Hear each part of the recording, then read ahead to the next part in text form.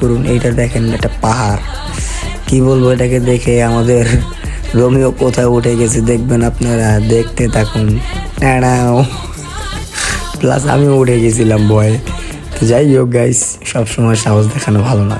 এই যে আমাদের মহিষ, এটা আমাদের কবরস্থানের পাশে, হাউলি কবরস্থানের পাশে।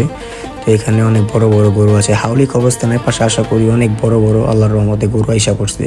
তো আজকে কালকের মধ্যেই এখানকার গরুগুলো আল্লাহর রহমতে শেষ হয়ে যাবে। তো গাইস, গরুগুলো দেখতে থাকুন।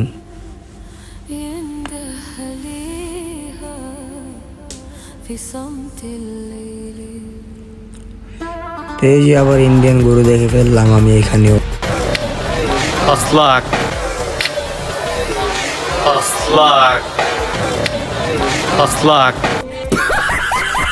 তো গাইজ কি বলবো, আমি শুট নিতে নিতে রোমিও এসে যে একটা রিয়াকশন দিল, দেখার মতো ছিল।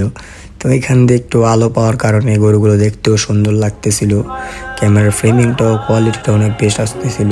যে গাইজ গরুগুলো, তো গাইজ আমাদের এই মহান একটি উৎসবের সময় আর কিছুদিন বাকি।